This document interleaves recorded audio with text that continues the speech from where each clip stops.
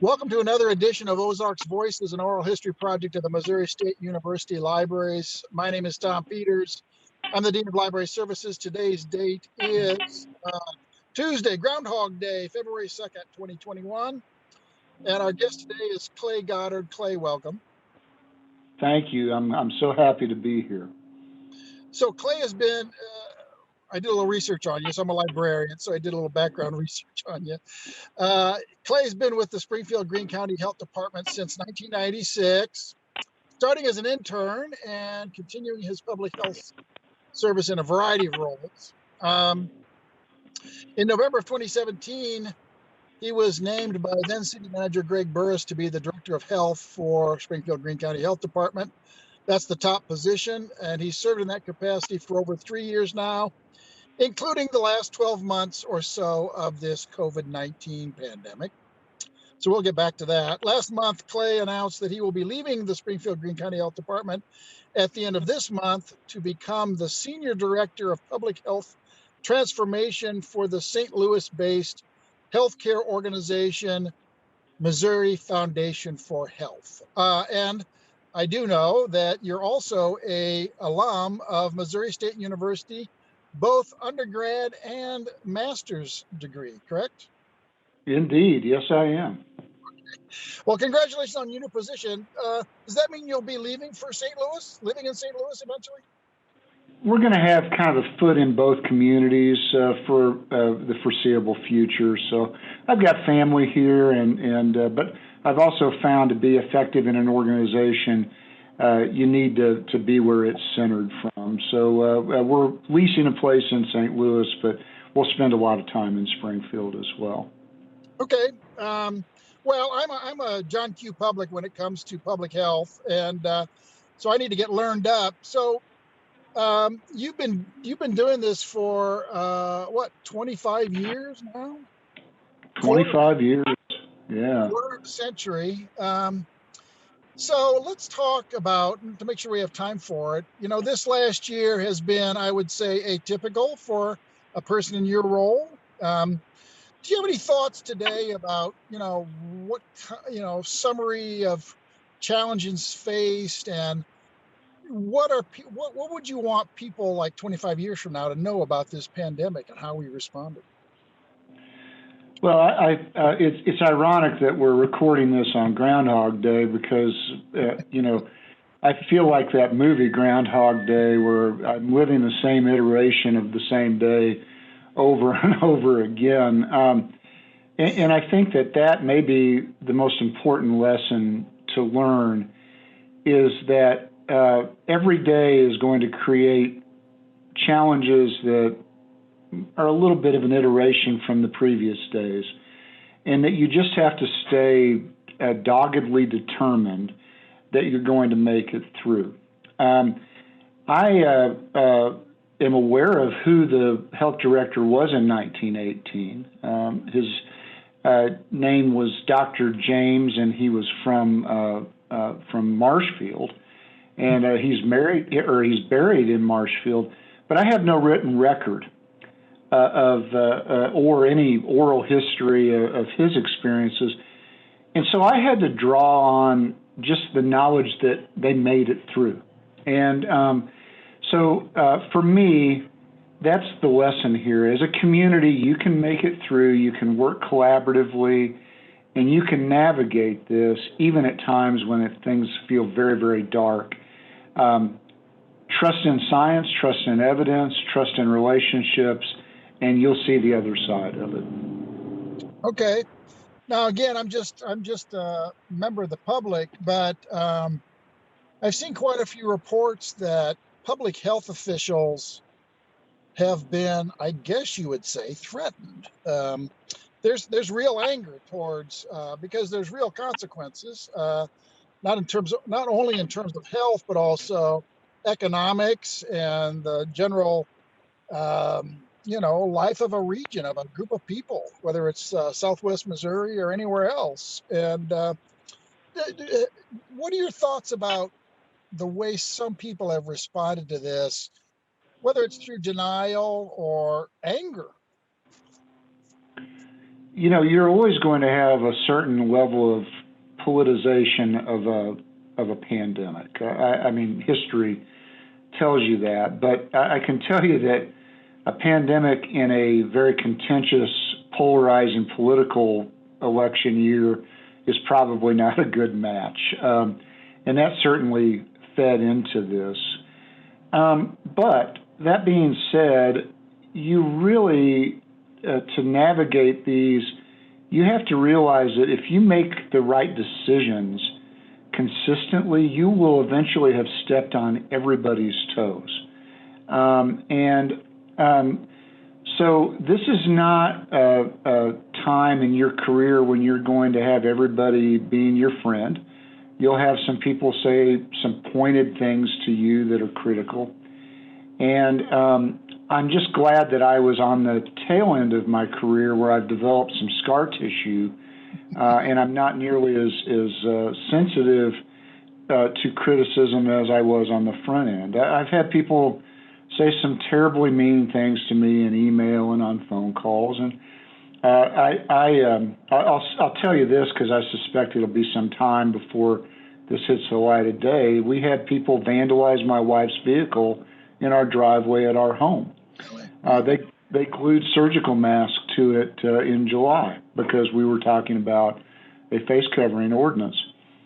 If they thought that was going to deter me, they don't know me very well, because I'm going to do the right thing, and I'm going to always let evidence and data drive those decisions. So you just have to figure out that you're going to be,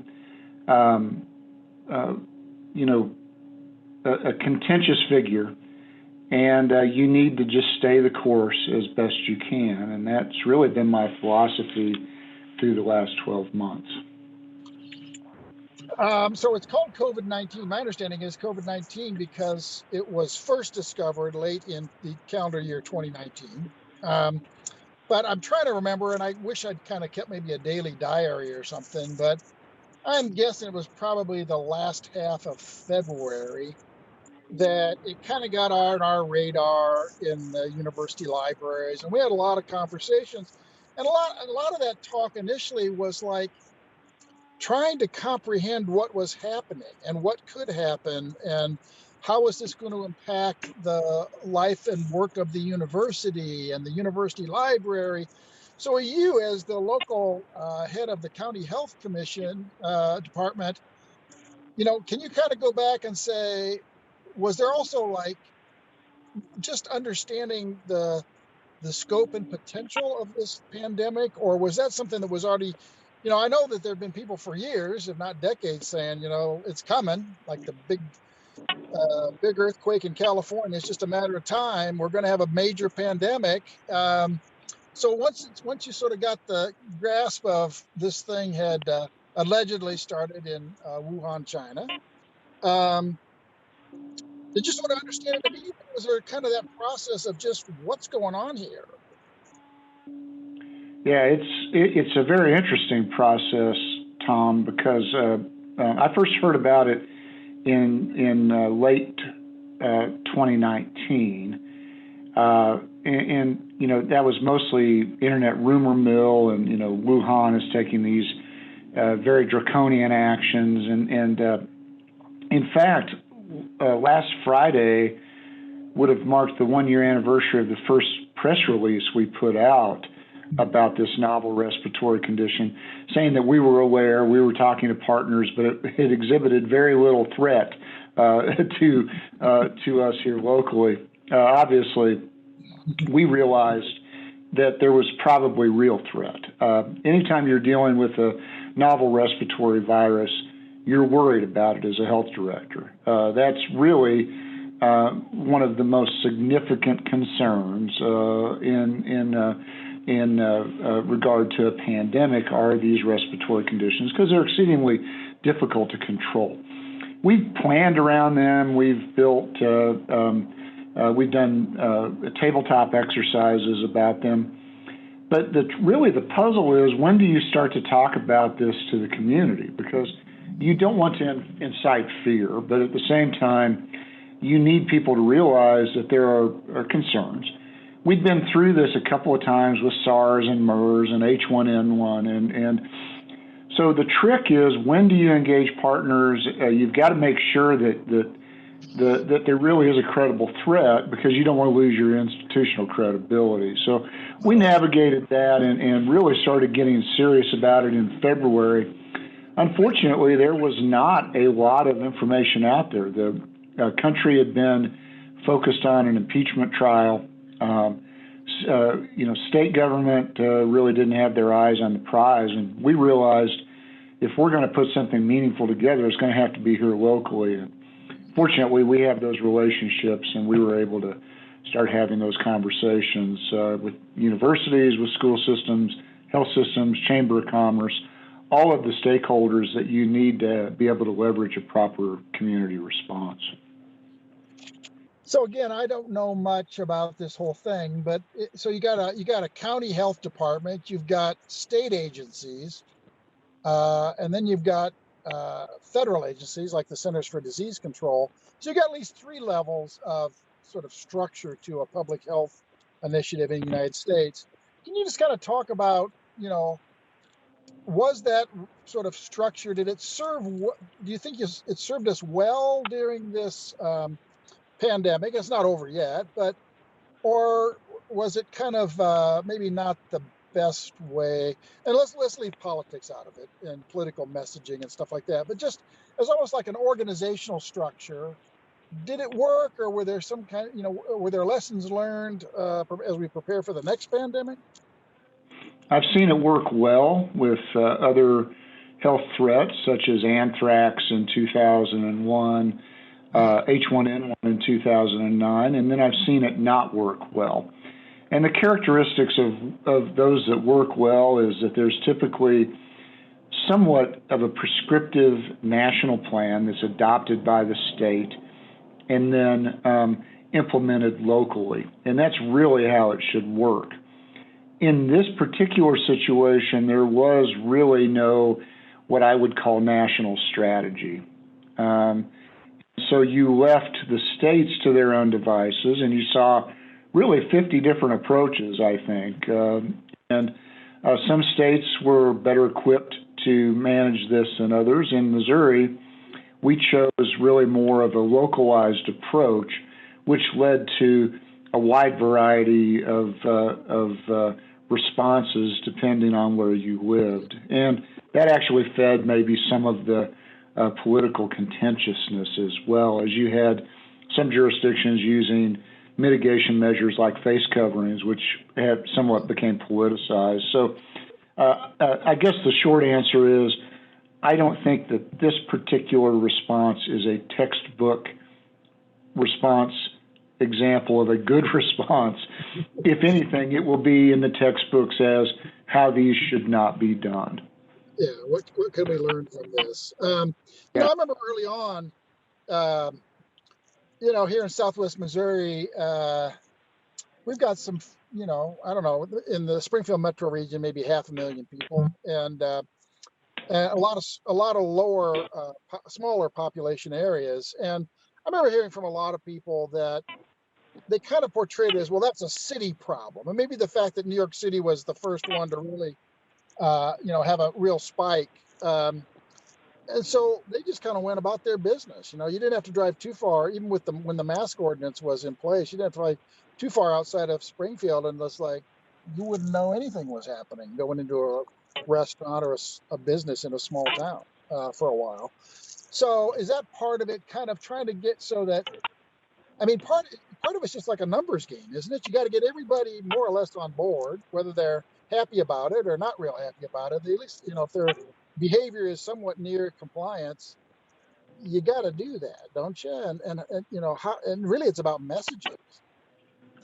Right. And, that's probably the weakness of not implementing a statewide approach. I remember, but even in states where they did statewide approaches like Arkansas, my wife and I, in the spirit of physical distancing, went hiking outside of Yellville, Arkansas this summer, and we wore our mask into a filling station there, and they looked like we were alien. They looked at us like we were aliens that had landed and invaded Yellville. So you're right. There was a rural-urban divide, particularly through the summer. And then when we saw case counts start to spike, I think that started to change. And a lot of that's driven just by, the way that this disease is spread. It was more acute in urban settings because of densities and those sorts of things. But eventually, once it establishes a foothold, even in a rural setting, all it needs is that opportunity, whether it be a workplace or a religious event or a high school sporting event, where an infected person can hand it off, and you end up with widespread case rates. So we're seeing that right now. We saw rural Missouri suffer just as much as urban settings, and so that's the unfortunate thing to suggest that it's only affects one demographic that ends up not being true in the end. Can we talk about the vaccination effort as a one facet or phase of this pandemic response? So we're in the throes of this now. I just checked the New York Times data this morning, and Missouri is 49th out of 50, or 50th out of 51 if you count the District of Columbia, in the percentage of the population that has received one dose. So for those of you who may be listening, 50 years from now, at this point in time, there are basically two vaccines that have been approved for use in the United States, and they're both require 2 doses. And so right now, we're pretty close to the bottom in terms of getting that first dose out. That's statewide. So what can you kind of give us? I know there was some news yesterday about both Mercy and Cox Health are going to be, whatever they call them, mega sites beginning this week, I guess, today. I think Cox Health received their first shipment. So, as Laurel Hardy used to say, this is a fine mess you've gotten us into. What's the nature of the mess? And, how are we going to get ourselves, get more people vaccinated? Well, I've been through one of these before, and they're always a little chaotic in the beginning. And then you add to that mix really a public health system that has been defunded pretty significantly over the last 10 years. And you're going to see winners and losers based on whether a community has opted to invest in their public health system on their own. And we're fortunate here in Springfield in that we're well funded, but the majority of our budget comes from local dollars. So we have currently, as of today, 6.1% of our population in Greene County that have received at least one dose. We're in the top third of Missouri counties, but that's not good enough. It's largely just a symptom of short supply and not unusual for the beginning of a vaccination campaign. I believe there are probably some reporting issues going on, but also some health systems have held on to second doses when they maybe should have put them into arms. I think it's going to fix itself. But I will tell you that it's hard for people to be patient and wait for this to fix itself. There's a lot of anxiety, and I understand that. I'm anxious about it too. I want my mother to get it, for example, and my wife is asthmatic, so I'm in the same boat as everybody else. The good news is help is on the way. Johnson & Johnson will likely achieve emergency use authorization, and the supply chain issues will resolve themselves eventually, and I hope that we climb out of that 49th ranking and climb a little closer to the middle very quickly. And the Johnson & Johnson is a one-dose vaccine, correct? It's one dose, probably not nearly as effective, but it doesn't have the cold chain and the more difficult handling requirements. It will really be a blessing for rural Missouri, and also one that will be better for handling hard-to-reach communities that may not access health care through a traditional means, that we may need to vaccinate from the trunk of a car, for example. One other thing to mention, we will be getting vaccine through the National Guard clinics that the governor has stood up as well, and we've got one of those pending that I'm not ready to announce the details of, but that should happen soon. So we'll be getting this thing fixed pretty quickly. It's just maddening to watch it stumble out of the gate like this. So, it's amazing that we got the vaccine as quickly, that we're getting them as quickly as possible. Then it kind of becomes a production challenge. How do you make, we have roughly 350 million people, so if we're going to do it for everyone, which isn't going to happen, but if we wanted to, you're talking about 700 million doses, right? So it's a production challenge, also distribution because of the low temperatures, and that great story out in Oregon where the team had been bringing a tray and they got stuck in a snowstorm, stuck on the highway, and they just inoculated everybody else was stuck out there, offered to, do you want to receive the first dose right now? Roll up your sleeve. So, and then it's like, get them into the arms. So the current challenge right now is really kind of, I would say, sort of a combination of production and distribution. Yeah, it's number one, biotechnology is just incredible. The fact that we've been able to turn this vaccine around this quickly. So it's really one of the modern miracles of science, and will be one that's a great example for the textbooks. But you're right. Standing up then the manufacturing piece for a messenger RNA vaccine at this scale is a pretty monumental challenge from a supply chain, workforce, facilities perspective. Just even the freezers to store the vaccine as it's coming off the line, and then how do you get it out? We're using every means possible. The good news is that the same facilities that have geared up to care for sick COVID patients now can start to pivot and start to put that into arms. So once again, it's not perfect. It's a little slow and chaotic in the beginning, but I do have faith that I've kind of called it analogous to the challenges of testing on the front end. If you'll recall, testing was very difficult to come by, and everybody was very, very anxious about it. But once we got our sea legs under us, we were able to resolve that, and I'm confident that by the time we get to the middle of the summer, things are going to be operating a lot more smoothly. Yeah. Now, can you explain the very concept of herd immunity? And, I've been telling my folks, there's never going to be like a, VE day where we're all just out dancing in the streets, and, it's just going to end sort of it's not, there's not going to be a hard end to this pandemic. It's just going to kind of slowly fade back to something that we consider manageable risk kind of thing. Yeah, it's interesting because it'll take on several distinct phases too, I believe, because number one, we're vaccinating the people that are at greatest risk for serious complications. And by the way, that group is highly motivated to take the vaccine. They're not far removed from a generation that, was devastated by communicable disease outbreaks. So they're motivated, and they're going to get the vaccine, and then we'll see a corresponding tailing of death. So it'll tail off, and then you'll see a corresponding decline in hospitalization, in particular ICU, hospitalizations. And then we're going to just be chasing this thing around for a while, I'm afraid, because you will have vaccine hesitancy.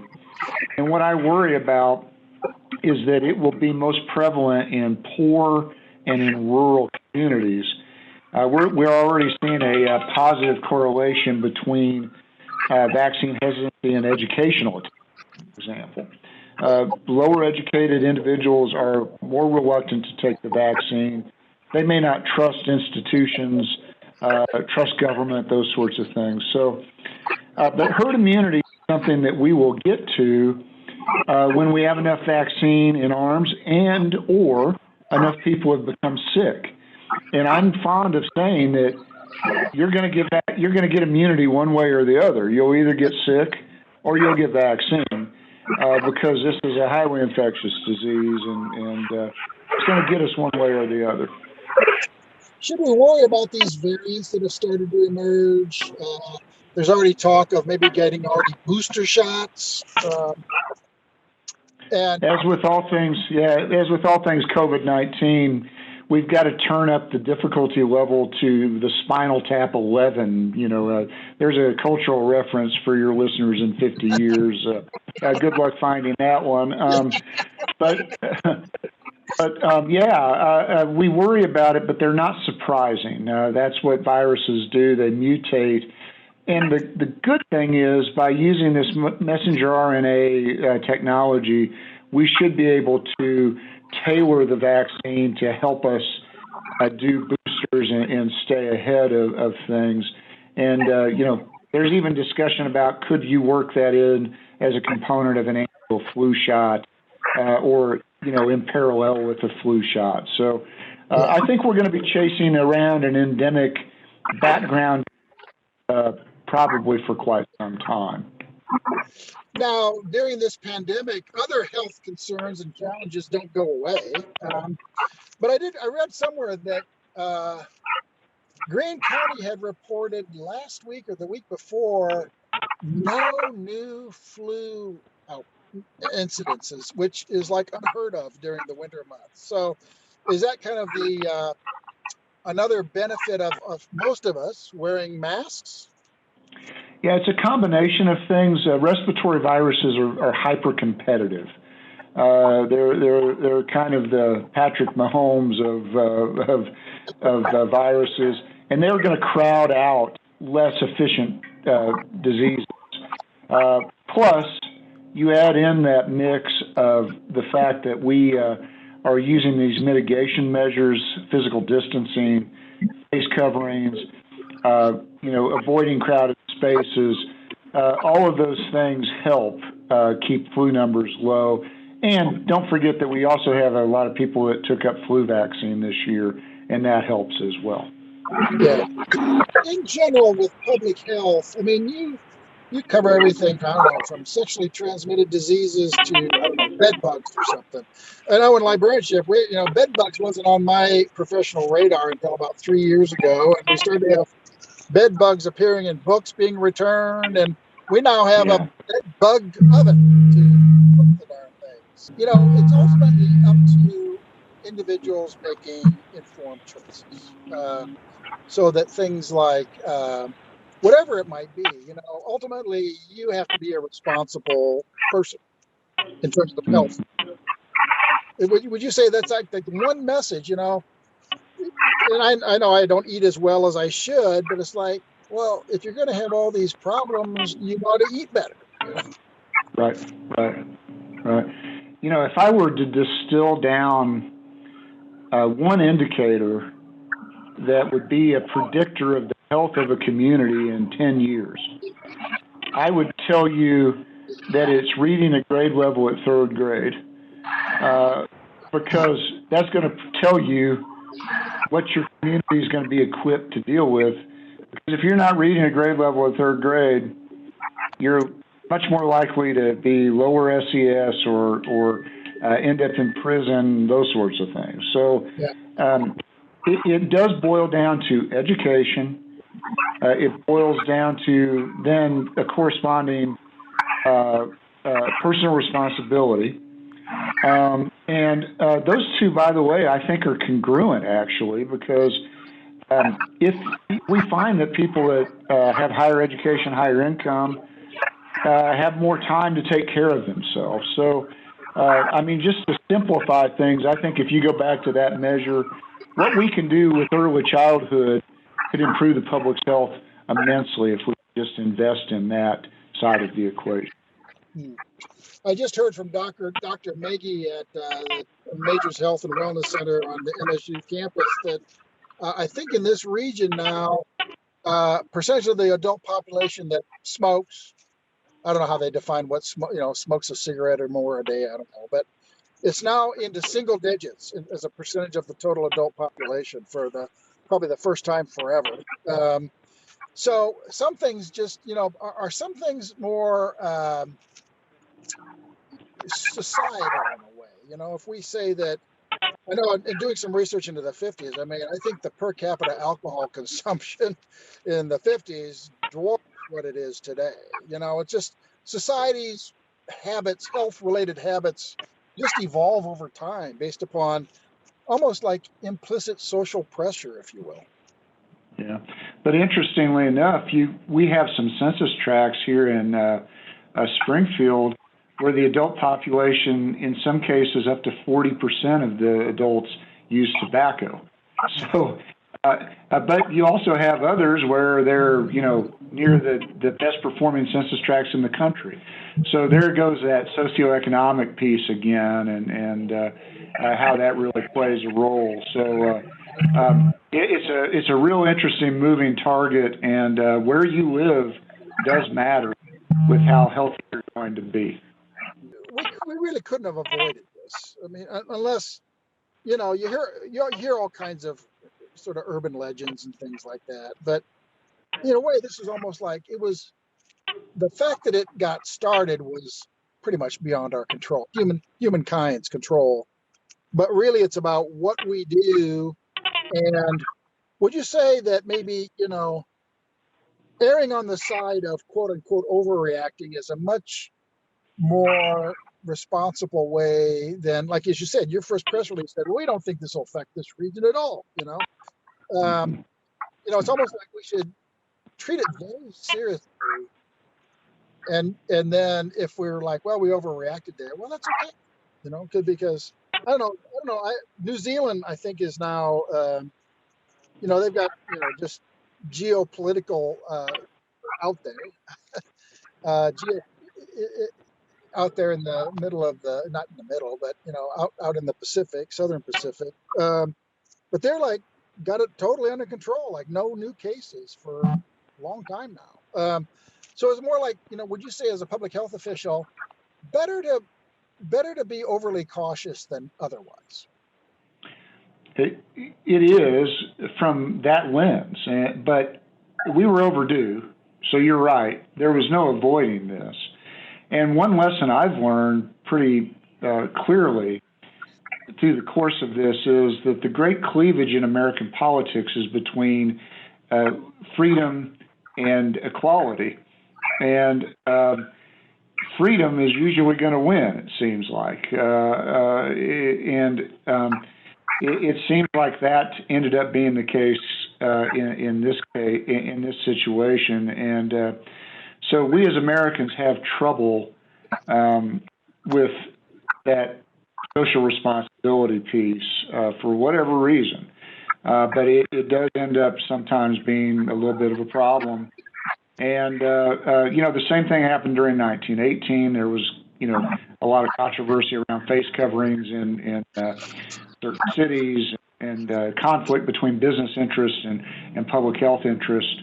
So that just seems to be something that is uniquely American.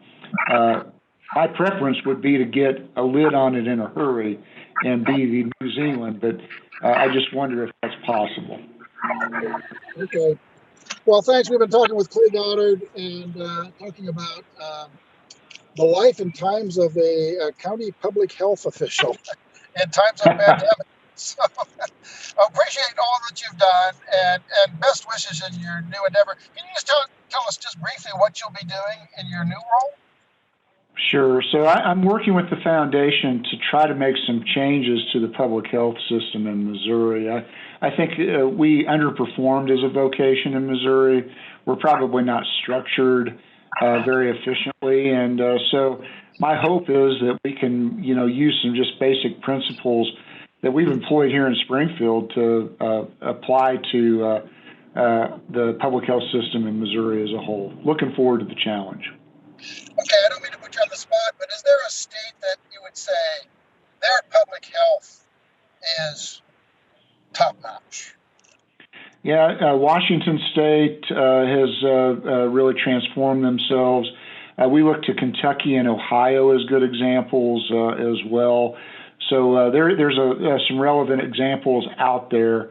And if we're just willing to take a good critical look at ourselves, I think we can improve ourselves. Okay, thanks very much, Clay Goddard.